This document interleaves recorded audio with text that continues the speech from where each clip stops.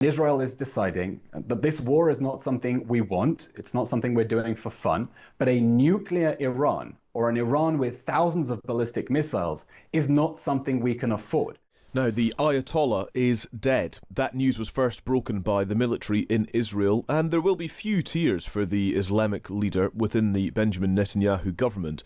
But is this now mission accomplished? Eylon Levy is a former spokesperson for the government. He joins us from Tel Aviv this morning. Eylon, good morning. Hello. After 3 hours of sleep with intermittent rocket sirens, good morning. Yes, I was going to ask how the morning had been. So a disrupted night, by the sound of it. We're grateful for you joining us to offer your analysis. I wonder, first of all, if we could start with a consideration as to the risk, I suppose, that this regime change operation will not flip Iran from bad to good, but will make Iran go from bad to worse. Well, first, let's start by acknowledging what a momentous day it is. The tyrant of Tehran, Ayatollah Ali Khamenei, is dead, and it's Israel who got him. The man who led a regime that Britain has rightly called absolutely abhorrent, who sought to destabilize the whole region, impoverish and oppress his own people to arm proxy forces throughout the region, who directed no fewer than 20 potentially lethal attacks in Britain in the last year, who crushed dissidents, who pursued nuclear weapons and a massive ballistic missile arsenal that was exporting to Russia. He is finally dead. And that is a truly historic day. That's why we're seeing celebrations on the streets all across Iran, people welcoming that news that the dictator is dead. And of course, the question is what happens next?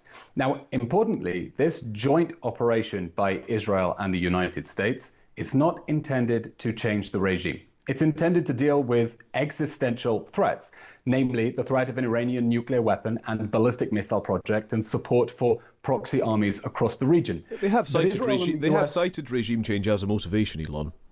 And that's what I'm getting to. Israel and the US hope that this will create the conditions for the Iranian people to replace their regime.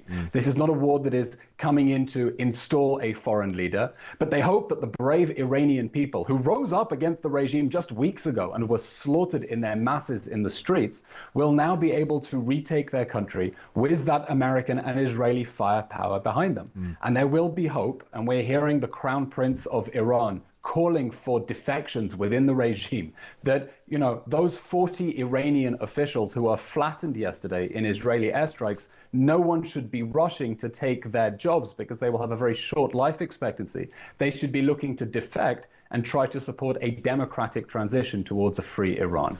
Do you think that that is realistic? Do you think the situation in Iran could in fact deteriorate despite the motivations of the US and Israel?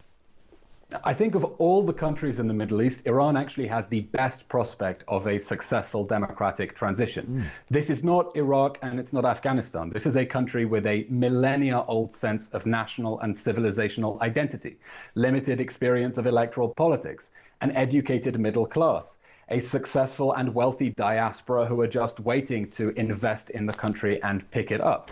And it just so happens that there is a man who has been planning his whole life for a democratic transition. His name is Reza Pahlavi.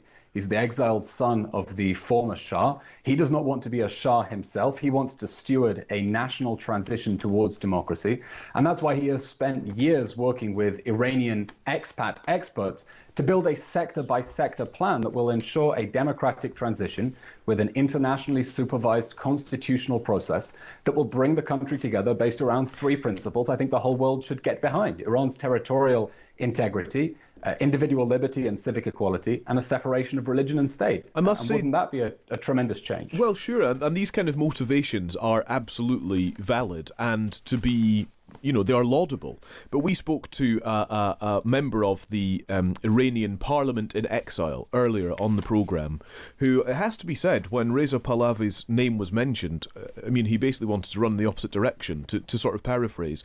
There was no love lost there. There was no level of support for Pahlavi to be the figurehead of this transition at all. It seems to me, Eylon, that the opposition is divided, that there is no concerted opposition that can rise up in this moment. The Iranian opposition is absolutely divided after years of the Islamic Republic crushing domestic free politics.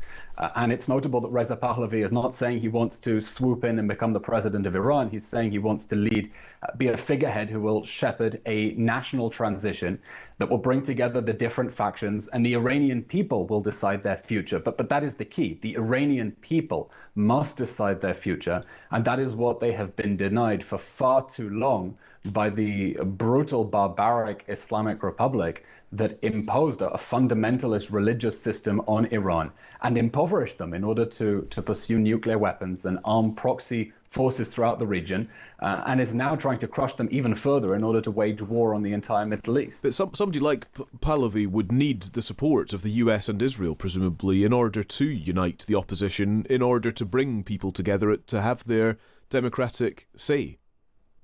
Look, I'm not here as a surrogate of the Reza Pahlavi campaign. It is clear that the people in Iran, and we see Iranian expats across the world chanting "Long live the Shah," chanting his name. I can't think of any other candidate who has nearly that level of name recognition, perhaps as some sort of constitutional monarch to try to shepherd a democracy, a democratic transition. And this is a very important question that the world should be asking. How do we support the Iranian people now? I've seen every Western leader, including those like the British government with its relatively flaccid response to the Israeli and US strikes, not backing them.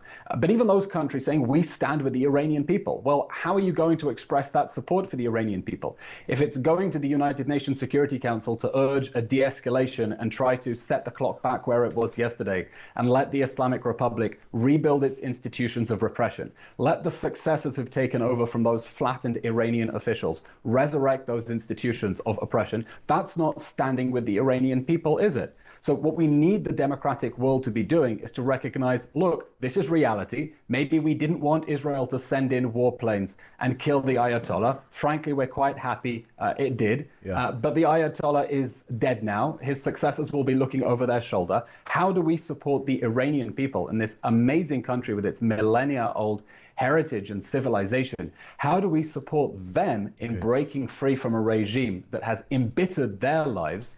And you said in your introduction, no tears will be shed in Netanyahu's government. I don't think any tears are going to be shed anywhere in the Middle East, certainly not around the broader world. Yeah. We shouldn't ignore how we started this conversation, Eylon, which was with you describing the disrupted night you've had because of the air raid sirens going off and your need to shelter and to try to keep safe because of the retaliation of Iran. Benjamin Netanyahu has gambled with the security of his people in carrying out these strikes. The Prime Minister has decided to embark on a very bold operation against Iran, knowing that Iran would retaliate, but that Israel's air defenses are pretty good. Now, they're not hermetic, but the fact is Israel is able, together with the United States, to blow out most of the missiles from the sky. There are bomb shelters around the country, including in many homes. People know where to hide. And Israel is deciding that this war is not something we want. It's not something we're doing for fun. But a nuclear Iran, or an Iran with thousands of ballistic missiles, is not something we can afford. But when does patience run out? When does patience run out? Since October the 7th, 2023, people across Israel have had to spend nights in air raid shelters and seek safety in light of attack. That can't go on forever. October 7th is going to go down in history as the most catastrophic strategic blunder ever in modern military warfare. The Iranian Axis invaded Israel on October 7th, hoping to destroy the country. Ayatollah Ali Khamenei tweeted on October 7th, as Hamas was making its way through southern Israel, abducting hostages as sex slaves, that soon Israel would be eradicated at the hands of the Palestinian resistance. And now he is dead, and so is Yahya Sinwar, and so is Ismail Haniyeh, and so is Hassan Nasrallah, and so is pretty much every leader of the Iranian Axis that anyone could mention.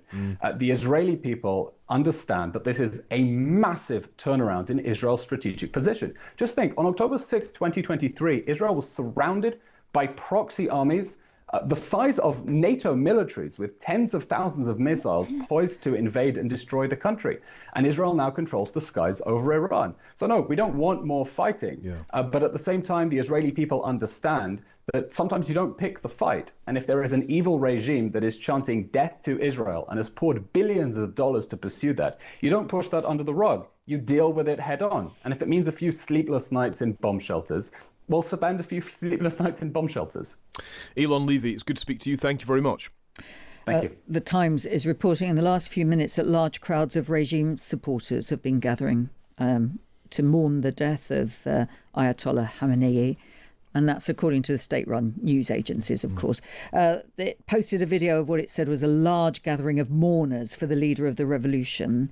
The news that Khamenei had been martyred was earlier read out by tearful presenters on state television. So they are people taking to the streets. But there are other videos showing Iranians cheering and whistling from their balconies on Saturday night as reports of the death began circulating. So we'll be getting conflicting reports, won't we? Yeah, for sure. Elon's point there about, this speaks to, I think, what you've just noted and reported, whether the conditions are right for democracy to flourish in Iran. So he was pointing to a kind of educated, middle class, wealthy people waiting to kind of invest money and see return on that investment, I suppose. And lots of these things do contribute to that feeling that democracy could become a reality. But the point that you drew out first thing this morning on this programme around the divided opposition and whether this Reza Pahlavi is the figurehead of that transition to democracy, whether he is the personification of that, remains to be seen. His father was despised for his autocratic rule, his political repression, and, as the Wall Street Journal puts it, what critics saw as his subservience to the US.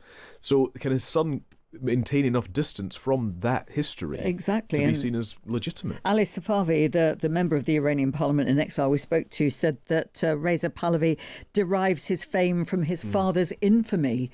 And I think there'll be plenty of people reflecting on that.